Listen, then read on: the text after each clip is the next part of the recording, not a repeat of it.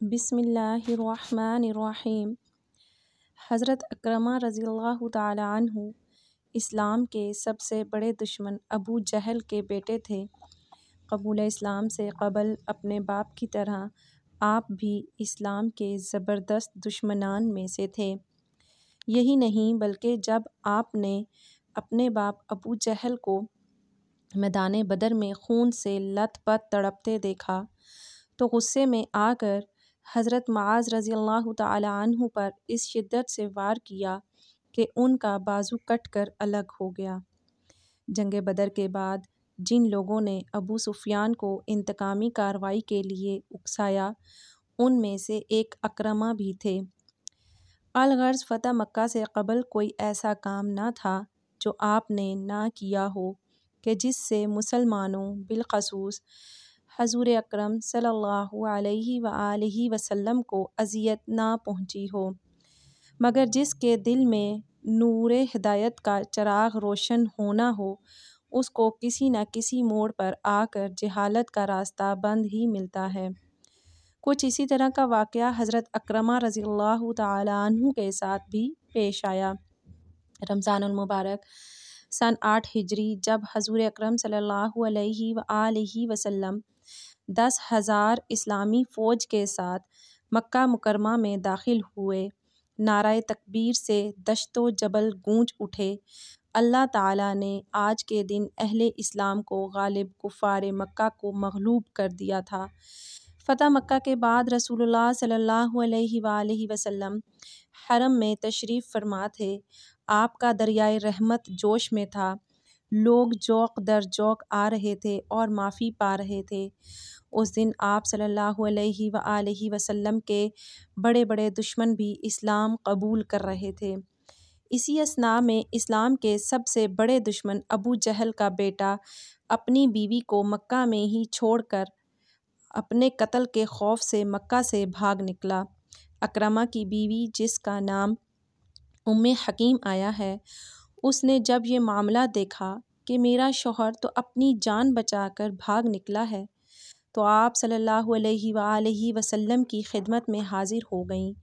رسول اللہ صلی اللہ علیہ وآلہ وسلم نے پوچھا یہ کون ہے؟ عرض کیا گیا یہ ابو جہل کی بھتیجی ہے جو کہ اس کی بہو بھی ہے، یعنی حضرت اکرمہ کی بیوی ہے، اور یہ آپ کی خدمت میں حاضر ہوئی ہیں تاکہ اسلام قبول کر لیں۔ چنانچہ نبی رحمت صلی اللہ علیہ وآلہ وسلم نے حضرت حکیم کو عافیت عطا فرمائی اور دائرہ اسلام میں داخل فرما لیا۔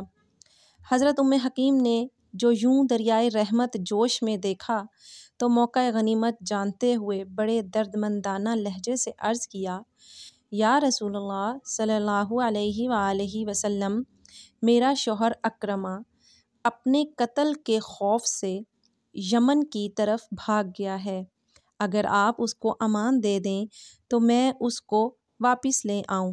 نبی رحمت صلی اللہ علیہ وآلہ وسلم نے فرمایا، اے حکیم، میں نے تیرے شوہر کو امان دی، جاؤ اس کو لے آؤ۔ حکیم کی یہ ارشاد سن کر خوشی کی کوئی انتہا نہ رہی، فوراً اٹھیں اور یمن کے راستے کی طرف چل نکلیں۔ دوسری طرف اکرمہ مکہ سے بھاگ کر ساحل تک پہنچ چکے تھے۔ ساحل تک پہنچتے ہی آپ کو یمن جانے والی کشتی تیار مل گئی۔ آپ فوراً کشتی میں سوار ہو کر روانہ ہو گئے۔ کشتی ساحل کو چھوڑ کر ابھی کچھ آگے بڑھی تھی کہ بھنور کی لپیٹ میں آ گئی۔ لوگوں نے چیخو پکار شروع کر دی، حتیٰ کہ اکرمہ بھی لات کو پکارنے لگے۔ ملاحوں نے اکرمہ کی یہ پکار سنی تو کہنے لگے، سردار، یہ لات و عزیٰ وغیرہ کو پکارنے کا وقت نہیں ہے، یہ ہمارے معبود ہماری کشتی کو بھنور سے نہیں نکال سکتے۔ اگر زندگی عزیز ہے تو محمد صلی اللہ علیہ وآلہ وسلم کے رب کو پکارو۔ اکرمہ نے کہا، یہ ممکن نہیں، کیونکہ ساری زندگی میرے باپ اور میری قوم کی محمد صلی اللہ علیہ وآلہ وسلم سے یہی تو لڑائی رہی ہے۔ وہ کہتا ہے ہمارے معبود جھوٹے ہیں اور ہم کہتے ہیں ہمارے معبود سچے ہیں، اور اسی وجہ سے تو میں مکہ چھوڑ کر بھاگا ہوں۔ اب اگر یہاں کشتی میں نے اسی کے معبود کو ہی مدد کے لیے پکارنا ہے تو مکہ رہ کر کیوں نہ پکار لیتا۔ ملاحوں نے جب اکرمہ سے یہ الفاظ سنے تو کہنے لگے، پانیوں میں ہمارے معبودوں کی نہیں چلتی، وہ محمد صلی اللہ علیہ وآلہ وسلم کا رب ہی ہے جس کی پانیوں سمیت ہر جگہ چلتی ہے، تو ہم اسی کو پکارتے ہیں تاکہ زندگی تو محفوظ رہے۔ کشتی بھنور میں گرتی چلی جا رہی تھی۔ حضرت اکرمہ نے جو یہ منظر دیکھا تو فوراً بول اٹھے، اے اللہ، میں عہد کرتا ہوں اگر طوفان سے میں زندہ بچ نکلا تو خود کو محمد صلی اللہ علیہ وآلہ وسلم کے سامنے پیش کر دوں گا اور اپنا ہاتھ ان کے ہاتھ میں رکھوں گا، پس میں ان کو نہایت معاف کرنے والا اور معزز پاتا ہوں، امید ہے مجھے معاف کر دیں گے۔ بس اکرمہ کا یہ عہد کرنا تھا کہ اسی وقت اللہ تبارک و تعالیٰ نے کشتی کو بھنور سے نکال باہر کیا اور کشتی کا رخ دوبارہ ساحل کی طرف ہو گیا۔ چنانچہ کشتی ساحل پر جا ٹھہری تو اکرمہ کو دور کھڑی اپنی بیوی حضرت ام حکیم نظر آ گئیں۔ ام حکیم نے اپنے شوہر اکرمہ کو دیکھا تو کہا، اے اکرمہ، تم کہاں بھٹکتے پھر رہے ہو؟ میں نے تیرے لیے اللہ کے رسول صلی اللہ علیہ وآلہ وسلم سے امان طلب کر لی ہے، جو تمام جہان کے لوگوں میں سب سے زیادہ نیک، سب سے زیادہ مہربان، معاف کرنے والے اور صلہ رحمی کرنے والے ہیں۔ آپ نے کہا، اکرمہ چلو میرے ساتھ، اپنے آپ کو ہلاک نہ کرو، وہ تمہیں معاف کر دیں گے، کوئی تیرے ماضی کے بارے میں بات تک بھی نہ کرے گا، تجھ سے کوئی سوال نہ ہوگا۔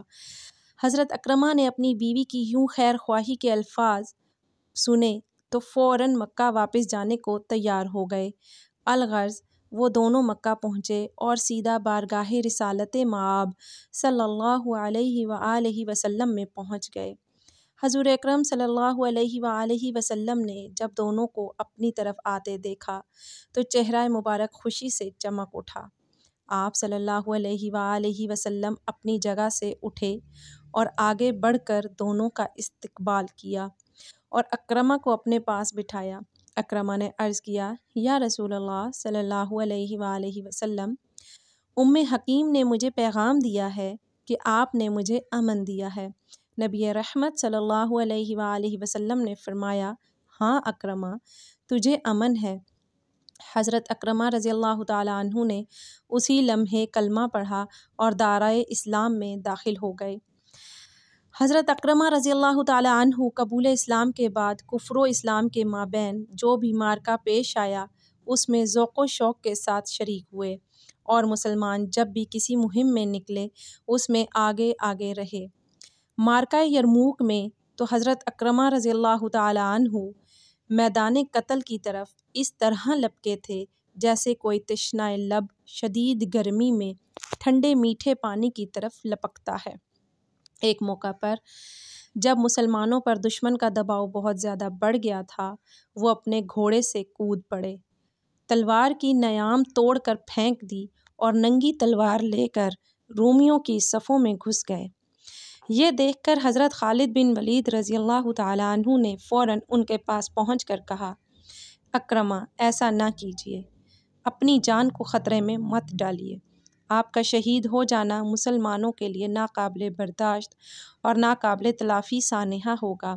لیکن حضرت اکرمہ رضی اللہ تعالیٰ عنہ نے ان سے کہا، خالد ہٹ جاؤ، میرا راستہ نہ روکو، صحبت رسول صلی اللہ علیہ وآلہ وسلم سے استفادہ اور خدمت اسلام میں تم کو میرے اوپر سبقت حاصل ہے۔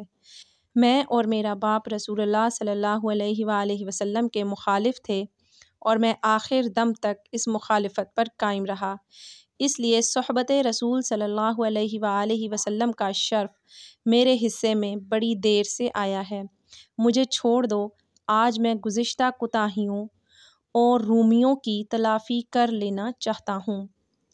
پھر قدر توقف کے بعد فرمایا، میں بہت سے مواقع پر رسول اللہ صلی اللہ علیہ وآلہ وسلم کے ساتھ جم کر لڑا، کیا ان رومیوں کے مقابلے میں راہ فرار اختیار کر لوں؟ ایسا کبھی نہیں ہو سکے گا۔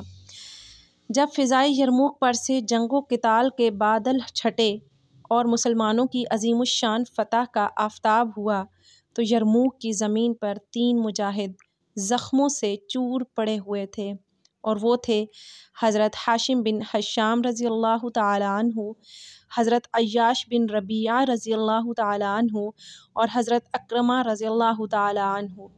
شدت تشنگی سے بیتاب حضرت حارث رضی اللہ تعالیٰ عنہ نے پانی مانگا۔ جب پانی ان کو پیش کیا جا رہا تھا تو حضرت اکرمہ رضی اللہ تعالیٰ عنہ نے ان کی طرف دیکھا۔ حضرت حارث رضی اللہ تعالیٰ عنہ نے پہلے ان کو پانی پلانے کا اشارہ کیا، اور جب پانی ان کے پاس لے جایا گیا تو حضرت عیاش رضی اللہ تعالیٰ عنہ نے ان کی طرف نظر اٹھا کر دیکھا۔ حضرت اکرمہ رضی اللہ تعالیٰ عنہ نے اشارہ کیا کہ پہلے ان کی پیاس بجھائی جائے، اور جب پانی پلانے والے ان کے قریب گئے تو دیکھا کہ وہ اس سے بے نیاز ہو چکے ہیں۔ جب وہ پلٹ کر پہلے دونوں صحابیوں کے پاس پہنچے تو دیکھا کہ وہ لوگ بھی آب کوثر سے اپنی پیاس بجھا چکے ہیں۔ انا للہ و انا الیہ راجعون۔ اللہ تعالیٰ کی ان پر ہزارہا رحمتیں نازل ہوں، آمین یا رب العالمین۔